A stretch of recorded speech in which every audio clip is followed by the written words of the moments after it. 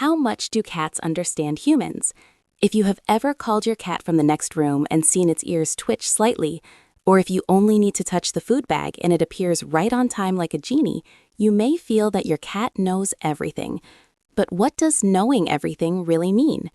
Cats do not understand humans the way a child understands language, nor do they read minds like in movies. What cats are truly good at is linking signals, familiar sounds, repeated routines, small habits, and especially body language. Thanks to that, they can recognize their owner's voice, predict meal times, and understand, to a certain extent, whether you are happy or upset. However, cats have their own motivations and are far more independent than many other animals, so their not always pleasing humans responses are often misunderstood as coldness. First, there is the matter of recognizing an owner's voice. Many cat owners have experienced something funny. You call mew in the sweetest voice and the cat does not even look up, but when a stranger tries, it glances over or even walks away. In fact, cats are not ignoring you the way we assume. They can tell apart familiar voices and tones, identify people through auditory cues, and remember the way you call them. A cat's ears are built for precision and can swivel extremely well, like radar. When you speak, a cat's brain does not need to understand every word to recognize, this is the voice of the person who cares for me. For many cats, hearing their owner's voice is enough to activate a chain of associations: food, play, safety, a familiar space. But here is the interesting point. Knowing does not mean having to respond.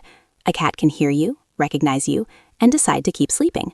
That right to ignore is exactly what makes them seem cold to humans.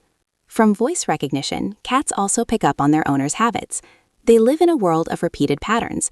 If every morning you wake up, wash your face, open the window, and then feed them, your cat will learn that sequence like a melody. They do not need a clock. They only need landmarks: the alarm sound, the shuffle of slippers, running water, the cabinet opening. Some cats are so good at reading the schedule that the moment you stand up from your desk, they already run to the door because they know that is what you often do before leaving. You put on a jacket, and they sit in their usual spot, as if to say, you are about to go out. You pour water into a cup, and they jump onto the chair, because you usually sit there to read.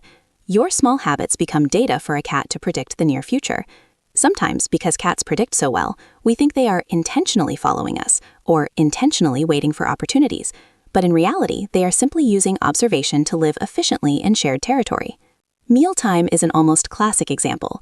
Cats learn feeding times faster than any lesson. After only a few days, they remember at this time there is food, at that time there is not, and they will remind you persistently. Some scratch at the door, some rub against your legs, some sit blocking the kitchen, some use the tactic of staring so hard you feel guilty.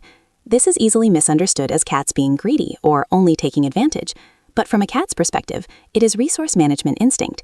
In the wild, a small predator must seize opportunities and be sensitive to when food is available. Living with humans, that instinct becomes a schedule-based habit of asking at the right time. They do not think in complex terms like, my owner loves me, or my owner must take care of me. They simply learn, this routine benefits me, and if I speak up at the right moment, the chance of getting what I want is higher. That straightforwardness sometimes makes owners feel controlled, but it is really a negotiation. You set the routine, the cat learns it, then the cat reminds you to follow it. The more delicate part is their ability to read body signals. Many people say cats are hard to understand, but the truth is that they are extremely sensitive to nonverbal language. Cats watch posture, speed of movement, eye direction, hand position, tension in the shoulders, and even the energy that comes through breathing. You move fast, speak loudly, make sharp gestures. These are signals of instability. You sit relaxed, speak softly, keep a gentle gaze. These are signals of safety. Cats also observe humans the way they observe other cats, checking whether the other is preparing to attack, whether they are tense, whether they are ready to play. That is why when you are angry and walk closer, even before you do anything, your cat may already retreat to a corner or slip away.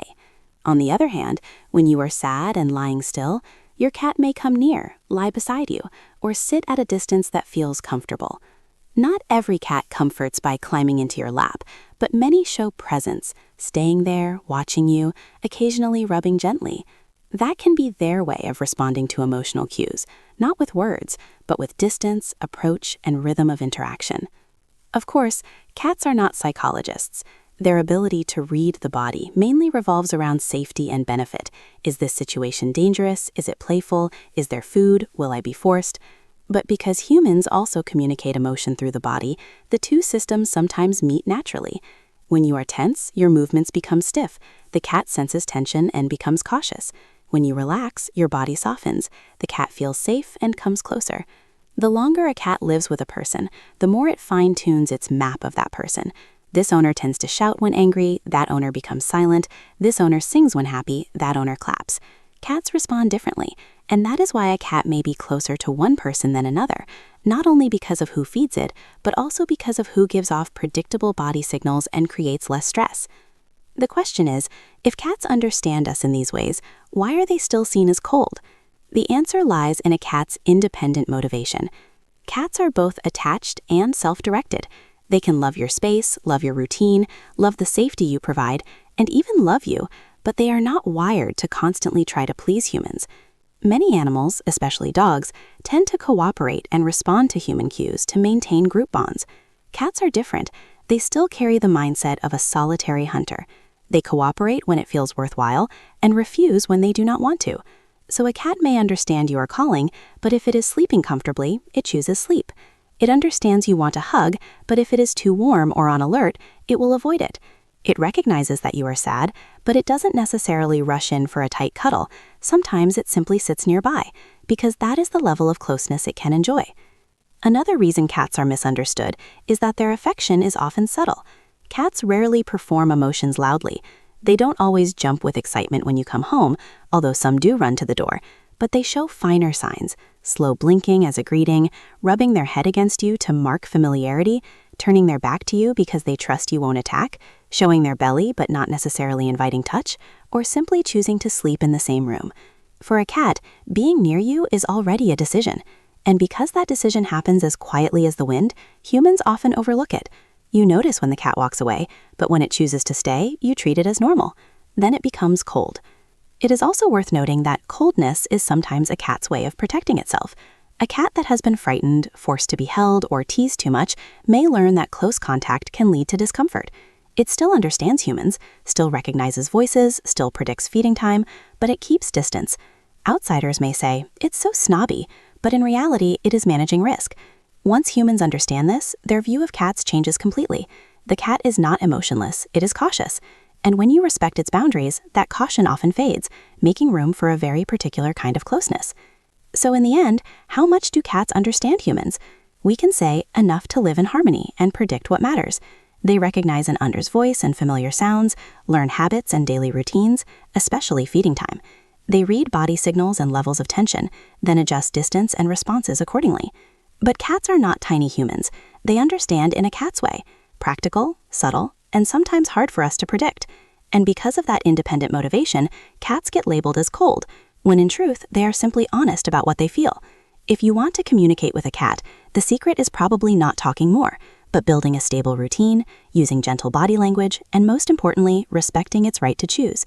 When a cat feels respected, you will see something very lovely. It doesn't need to be warmly expressive like other animals, but it will be there, in its own way, like a quiet answer that says, "I know you, and I choose you."